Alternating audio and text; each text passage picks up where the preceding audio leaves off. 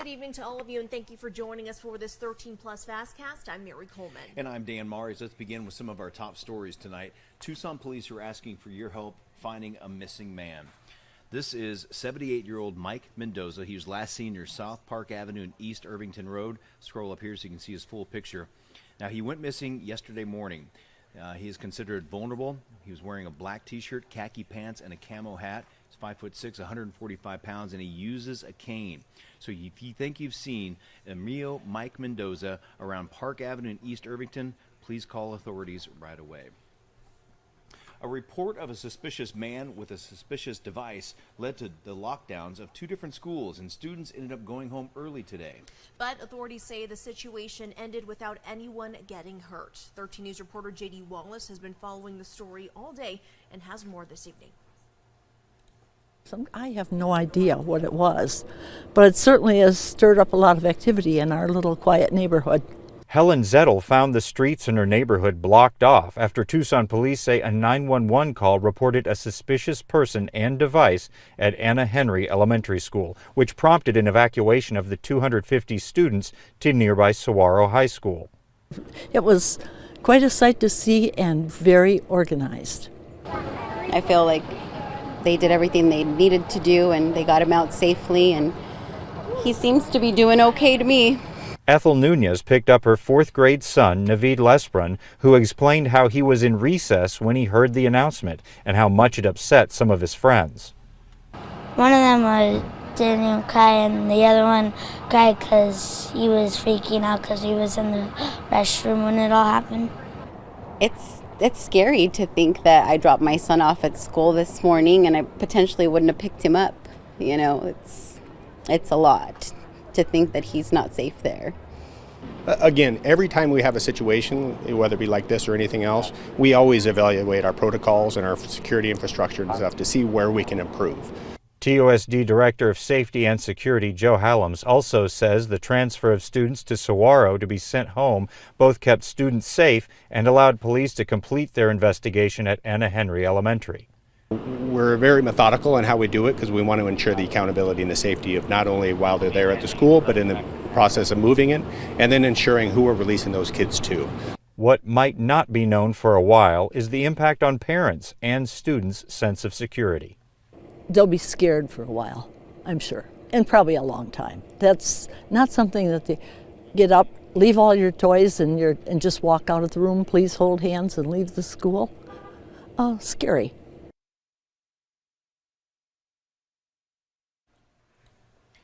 And we have a tragic update to a story we've been following the last few days. A Tucson man hurt in a hit-and-run accident has died, and the person accused of hitting him will likely face more serious charges. This is the suspect here. Jesus Enrique Camacho Cesena is out of jail after being arrested earlier this week. Yeah, he's accused of driving off after hitting Michael Mena. That was near 12th and Valencia Sunday night. Police say the suspect's truck had been reported stolen, but it wasn't. They also say the suspect had a suspended driver's license. Vandals have hit an historic cemetery in Tombstone, Arizona.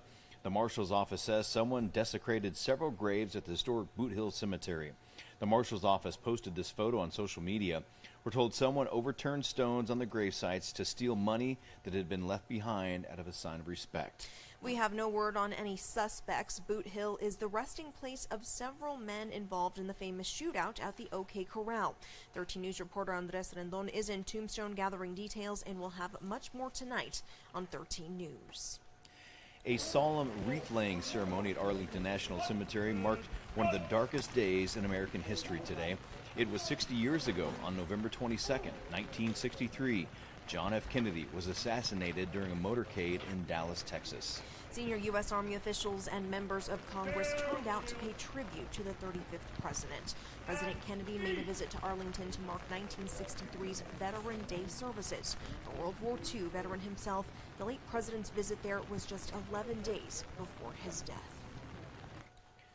8 people are dead in a 2-vehicle crash in Zavala County, Texas. One of the vehicles is possibly tied to a human smuggling operation. According to the Texas Department of Public Safety, the driver from Houston suspected of human smuggling crashed head-on into an SUV, causing the SUV to burst into flames. The driver and passenger in the SUV died, as well as the driver and passenger in the other car. The investigation remains ongoing.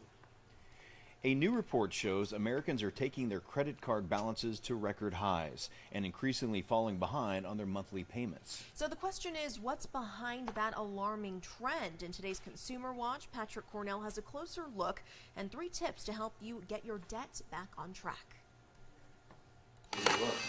America's total credit card debt is rising and has reached a new record high, with more and more households falling behind on their monthly payments. That's according to data released Tuesday by the Federal Reserve Bank of New York. And right now what the consumer is doing is they're spending at a pretty brisk pace. The data shows credit card balances in the U.S. hit a new high of $1.08 trillion during the last quarter, marking a $48 billion jump from just the previous quarter and a massive $154 billion leap compared to last year. Experts say high interest rates combined with painful inflation are increasingly impacting people's ability to keep their debt in check. So, what can you do to tackle it? Personal finance expert Julie Alma Tavares has these 3 tips. First, rein in your spending. Focus on basic necessities and obligations and delay major purchases. You want to do your best to find ways in other parts of your finances to save as much money as possible. Second, try the avalanche method. List your debts from highest to lowest interest rate. Make the minimum monthly payment on each and then invest all your extra cash towards paying off the highest interest debt. Then repeat until you've paid all your debts down. And finally, consider consolidating your debt. Try to see if you can consolidate credit card debt to really lower your interest rate. Consider a zero balance transfer credit card, which allows you to transfer your existing high cost debt over to a new card and pauses the interest clock for up to 21 months. For Consumer Watch, I'm Patrick Cornell. Well, First Alert meteorologist Corey Coach joining us now, and what a difference a few days makes, I Mary. would say so. I mean, my goodness, the last 4 days, excluding today, it did not feel like November. But how many times have I said that? It does not feel like this time of the year, or it's just too hot for this time of the year. Yeah. All year long. Yeah. Or it's just too over and hot, over period. again. I mean, I feel like I brought the excessive heat with me when I came here in late May, but we'll say things definitely changed. But let's take a look find back out. of what we had here Saturday to yesterday. Every day was 90 degrees or higher. Every day was at least 10 degrees above average. Saturday, 1 below the record. Sunday tied the record for the hottest temperature ever in the month of November in the city of Tucson. Monday was just a degree below the record, and yesterday we broke the record of 90. But what did we have today? Well, let's see yesterday. 91 record, 12 above average, but put your hands up for the temperature roller coaster because we were on the descent. I know, very scary. Big drops. So, I mean, if you don't like roller coasters, I'm sorry, but we had one today. 80 degrees, 11-degree cool down in just a matter of 24 hours. How about that? You can really see that cold front and that cooler air being ushered in from the northwest to the southeast. You can see that boundary. So areas that were to the northwest or in that cooler sector were at least 10 degrees cooler than what you had yesterday. Areas to the southeast, still a good deal cooler. Places like Benson, 7 below what you saw yesterday, as well as Bisbee, 4, but not quite. That cooler is going to continue to push to the southeast. But overall today, how about these high temps? 80 in Tucson, 82 Douglas, 81 Phoenix. Nobody got warmer than the low 80s for today on your Wednesday. You thought it was cool. How about the next 2 days to end your week? For places around town will be in the mid-70s in Tucson, high 70s for Phoenix. How about areas to our east being in the low 70s and upper 60s, like Wilcox, Sierra Vista, Nogales settling into the low 70s to end your week. Yeah, it's more like it. Let's switch gears now, away from temperatures and rain chances. And I think you guys want me to talk about this because we have had pretty much nothing.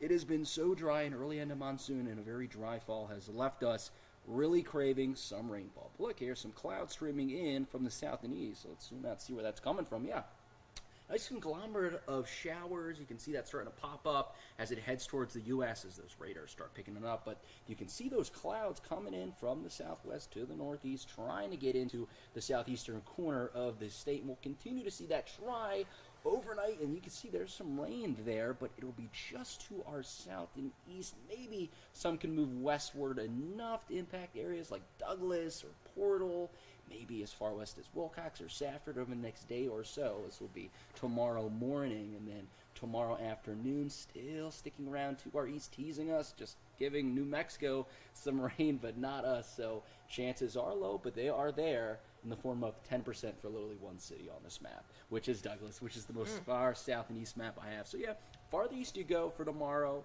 for tonight into tomorrow night, your chances of rain will increase, but on the order of about 10% for areas right on the border of New Mexico. But if we zoom out a little bit time-wise, this is 6 to 10 day outlook, so this is Thursday to next Monday, so this is later next week into next weekend. We're in that third level, at least the eastern two or western 2/3 of the state, in that third level of above average precip. So hey, that's a good sign. Where is that coming from? Well, let's take a look here. So this low that I'm talking about could possibly give us a little bit of rainfall. It's Thursday through maybe early on Friday. But then we have another little low that's trying to get going by later this weekend into Monday. You can see that clockwise flow trying to spit up some moisture from the southeast and then usher it into our region. Doesn't quite do it, but it has a chance. This next system, you can see that coming in from our west out in the Pacific, is going to move off to the east, possibly giving the region more widespread rain. Let's keep in mind this is Friday of next week. That is 9 days out, so it's pretty far out, but still it's a good sign to see this, but things will certainly change from that point. So that's Friday to Saturday, where we could see maybe some actual rainfall in a pretty widespread variety in the state. But overall, next 7 days, we're looking to settle into those fall-like temperatures, just getting up to 81 on Sunday being your warmest temperature, with chances of rain in the Tucson area appearing Sunday and Monday, as well as maybe another bout on Wednesday and after that period. All right. Thank you, Corey. Looking forward to those cool temps. A half century of giant pandas in our nation's capital comes to an end. 3 beloved bears, the latest bunch to call the Smithsonian's National Zoo home over the last 5 decades, are now on a plane back to China. They are heading back. Laura Aguirre brings us more on the panda's departure, one the zoo and many panda fans hope is only temporary. There's nothing like seeing them in person. But now, the tumbling, crowd-pleasing, bamboo-eating giant pandas at the National Zoo will be seen no more. In recent weeks, visitors have been flocking to D.C. to say goodbye. Thought it was a good thing to take them out of school for. You get just so attached to them and so invested in them, but I'm sure they're going to have a good life overseas. Wednesday morning, the bear trio was carefully transported to a waiting FedEx plane for a 19-hour flight back to China. It's a program first started in 1972 during the Richard Nixon presidency, when 2 pandas were gifted to the States by China's then chairman as a symbol of improving diplomatic relations. But in recent years, friction points have escalated over issues like human rights, trade, Chinese spy balloons over the U.S., and Beijing's tightening embrace with Moscow. Moscow Zoo received a new pair of pandas from China in 2019, with both leaders side by side for the bears' public debut. Now only 4 Chinese pandas remain in the U.S. at the Atlanta Zoo. Their contract expires next year, and no word from China on any extension, which could bring what's been known as panda diplomacy to an end. The National Zoo is calling Wednesday's departure a hiatus, and panda fans are hopeful their beloved bears will one day come back. Hopefully we get new ones, a new family to fall in love with too. I'm Laura. Jeez, imagine that. 5 decades, 50 years.